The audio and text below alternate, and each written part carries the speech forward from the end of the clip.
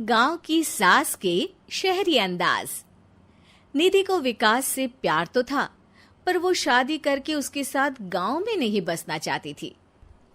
मुझे गांव अच्छा लगता है, पर दिक्कत यही है कि मैं वहां रह नहीं पाऊंगी। मुझे वहां के माहौल के बारे में कुछ भी नहीं पता है।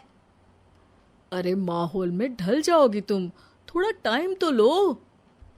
और विकास गांव में ही रह के ऑर्गेनिक खेती करता है, इतना अलग काम है। और यहाँ शहर में क्या है, कितना प्रदूषण और भीड़ है यहाँ। पर विकास यहाँ आके भी तो खेती कर सकते हैं ना। अरे शहर में एक प्लॉट लेने में जिंदगी भर की कमाई चली जाती है, खेत कैसे लोगे? सोच ले निधि, विकास गांव का है, वहीं उसका काम भी है।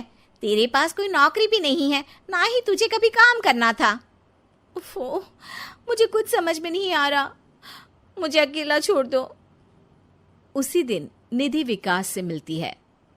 यार, मेरे सारे दोस्त यही हैं। अरे दोस्त तो गांव में भी बन सकते हैं ना निधि। गांव के लोगों से कैसे दोस्ती कर पाऊंगी? मैं भी तो गांव का हूँ, मुझसे प्यार हो सकता है तो वहां के लोगों से दोस्ती भी हो ही सकती है ना। अरे यार, कंफ्यूजन है बहुत।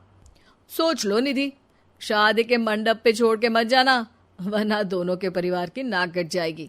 अभी बोल दो, पत्रिका नहीं छपाते हैं। निधि के पास तो कोई चारा नहीं बचा। वो विकास से इतना प्यार करती है कि उसे छोड़ भी नहीं सकती। वो विकास के लिए गांव में शादी करके बसने को तैयार हो जाती है। जल्द ही दोनों की शादी हो जाती है। आई होप तुमको गांव में अच्छा लगेगा। मुझे पता है गांव में और शहर में अंतर क्या है, वहां के लोगों की सोच में अंतर है। मुझे पता है कि कैसा लगेगा मुझे। तुम ये बिना देखे किसी चीज के बारे में कुछ भी सोचने की आदत छोड़ दो ना। निधि ने उस वक्त तो कुछ भी नहीं कहा, पर वो सोचती है कि सबको इस बात का एहसास तो करवाना ही पड़ेगा कि वो सही है। उसके दिमाग में एक तरकीब आई। उसने सोचा कि गांव के लोगों के लिए वो ऐसा काम करेगी कि आगे से उसे कोई किसी काम का बोलेगा ही नहीं। शादी के एक दिन बाद निधि की सास ने फरमाइश की। निधि बेटा, अपने हाथ से कुछ खाने का बना दे। बिल्कुल सासू माँ, थोड़ा सा रुकिए, अभी बनाती हूँ। ये सही मौका था निधि के पास ये बताने का कि गांव के लोगों और उसके रहन सहन में कितना अंतर है। रोटी सब्जी दलिया भाजी खाने वालों के लिए पिज्जा बना देती हूँ, तब इनको समझ में आएगा। न खा पाएंगी, न कभी कुछ बनाने की बात कहेंगे। थोड़ी देर में निधि सास के लिए पिज्जा बनाकर ले आती है। ये लीजिए माँ जी, आपके लिए मैंने ये बनाया है। इसे हम शहर में पिज्जा कहते हैं, है ना बेटा? है? आपको कैसे पता कि इसे पिज्जा कहते हैं? अरे पिज्जा को पिज्जा नहीं बोलेंगे तो क्या फ्रेंच फ्राइज कहेंगे? गांव की सास से ये सारी बातें सुन के बहू चौंक जाती है, लेकिन सास एक और ऐसी बात कहती है कि बहू जिसकी उम्मीद ही नहीं कर रही होती है। बहू, इस पिज्जा के ऊपर ओरेगानो मिला दे और थोड़ा चिली फ्लेक्स, मजा आ जाएगा। माँ जी, गांव में रह के भी आपको ये सब कैसे पता है? अरे यूट्यूब, टीवी सब खबर रखते हैं हम भी। इंटरनेट है जहाँ, जानकारी है वहाँ। अरे वाह माँ जी। अरे अभी वहाँ मत बोल।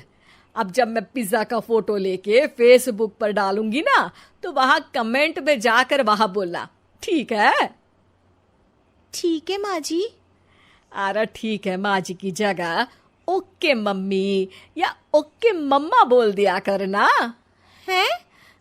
ठीक है, मतलब ओके मम्मा। निधि का तो सर ही घूम जाता है। इतना शहरी बर्ताव तो शहर में रहने वाली निधि की माँ का भी नहीं था। वो शाम को अपने पति से पूछती है, विकास, तुम्हारी मम्मी तो काफी कूल है यार। पिज्जा में क्या डालते हैं, फेसबुक पर क्या डालते हैं, सब कुछ पता है उन्हें तो। हमारे बड़े पापा के लड़के रहते हैं शहर में, बस उनके बच्चे आए थे गांव में गर्मी की छुट्टियां मनाने। उन्होंने माँ को एकदम शहरी बना दिया। उनका फेसबुक अकाउंट भी है, इंस्टाग्राम भी है और टिकटॉक बैंड हो गया, वरना वो भी बनाती थी। तभी सास वहां आ जाती है। अरे निधि, मैं तुझे टैग नहीं कर पा रही हूँ, जरा मेरी फ्रेंड रिक्वेस्ट एक्सेप्ट तो कर दे। निधि की गांव को लेकर जो राय थी वो अपनी सासू माँ को देख के बिल्कुल बदल जाती है।